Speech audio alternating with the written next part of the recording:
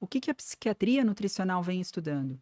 Quanto mais inflamatório o seu padrão alimentar, né? Quanto mais alimentos que tenham esse potencial inflamatório de aumentar a adiposidade, de elevar a insulina, de aumentar citocinas inflamatórias no seu corpo, mais o seu cérebro também recebe esse impacto. O que vem sendo investigado e já está muito bem estabelecido são os mecanismos do declínio de saúde mental. Então, você tem como um dos mecanismos a inflamação sistêmica de baixo grau, que é causada pelo aumento de tecido adiposo, aumento de gordura no corpo, que promove citocina inflamatória e, portanto, vai promover uma ativação do sistema imunológico, um aumento de inflamação, e essa inflamação pode ser hematoencefálica também. Você tem a ausência de um sistema antioxidante poderoso, né?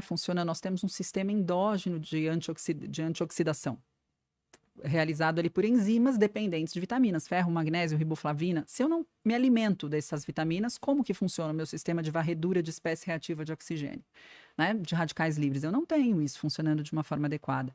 Então, o que foi né, sendo observado na ciência é que justamente a gente deixou de olhar por muito tempo o quanto a alimentação que foi se transformando aí por conta da modernidade e foi trazendo um quadro que a gente vê hoje muito claro, né, de aumento de sobrepeso, de obesidade na população, o quanto isso também trouxe aumento de depressão, aumento de ansiedade, aumento de Alzheimer, aumento de transtorno de déficit de atenção e hiperatividade. Isso caminhou muito junto.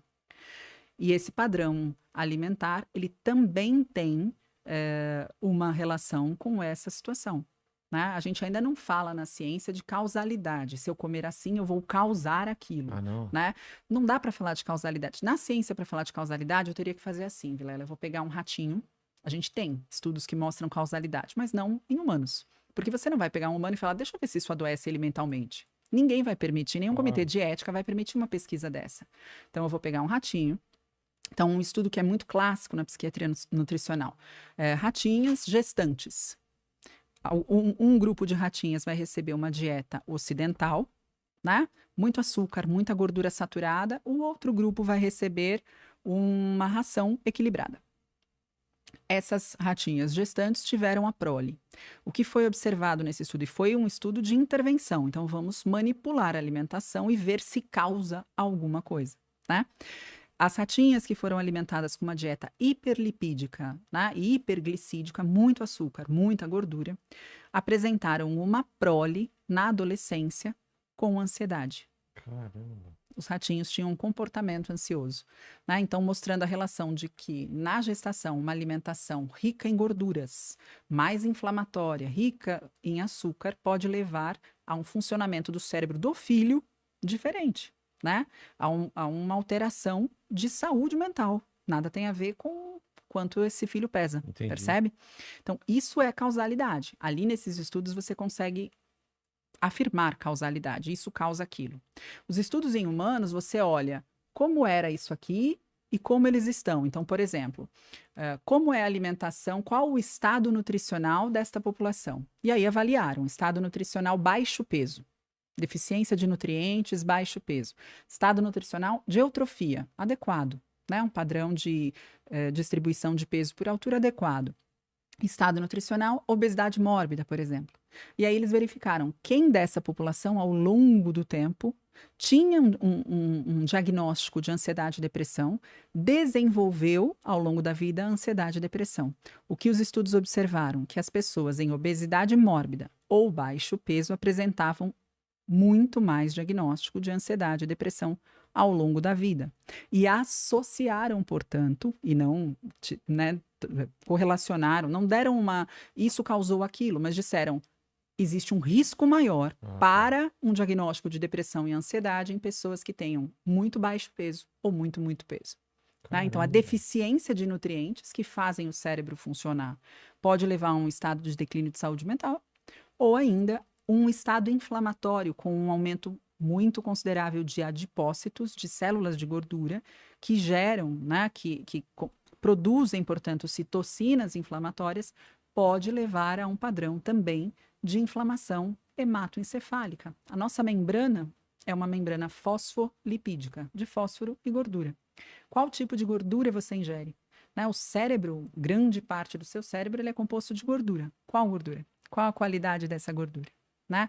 A membrana do meu neurônio, ela é fosfolipídica. Então, eu tenho uma série de questões que hoje a psiquiatria nutricional investiga e que há 10 anos vem crescendo, né? Essas investigações vêm crescendo a ponto de a gente ter, recentemente, eu escrevi no livro da Clínica Psiquiátrica do HC, da USP, um capítulo Psiquiatria Nutricional. Fui a primeira autora, junto com o professor Ah, Bene e a é? doutora Ana Paula Carvalho.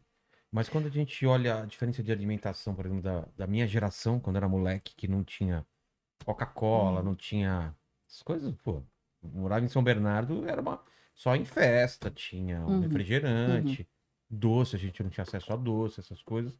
E a gente vê a geração mais atual e a diferença que tem nos casos de ansiedade, de depressão.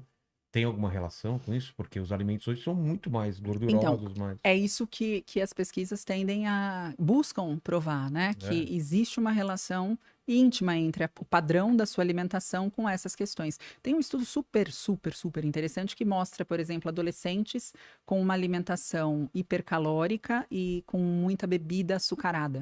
tá. Né? Doces, bebidas açucaradas, refrigerantes. E aí acompanha a longo prazo esses adolescentes versus adolescentes com uma dieta controlada. E avaliou, o que o estudo avaliou foi o tamanho do hipocampo, que é uma área do cérebro responsável por memória, cognição. E o tamanho do hipocampo desses adolescentes em consumo desse tipo de alimento era reduzido. Ou seja, uma Caramba. alteração de tamanho, de De função, e física, portanto uma de coisa função, física, anatômica, né? anatômica. E portanto uma diferença de função. É bem complexo o que vem acontecendo com a alimentação, e ainda assim, né, com tudo isso que está acontecendo, você observa muito facilmente. Bom, na minha geração eu não tomava refrigerante e É, comia uma série de saquinhos que eu abri e comia em todo lugar, né? Você comia comida da sua avó, da sua mãe que tinha acabado de não tinha nem fazer. micro-ondas, você tinha que esquentar no Exato, ou fogão. fazer comida fresca, né? É, Hoje é muito diferente. E claro, não que eu não acredito que isso vá retroceder, não né? A tem como, modernidade. né?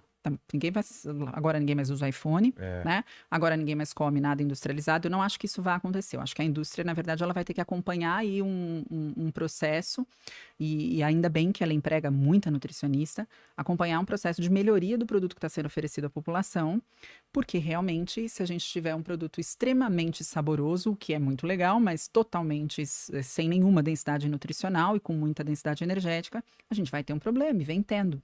Né? A é. gente vem tendo esse problema.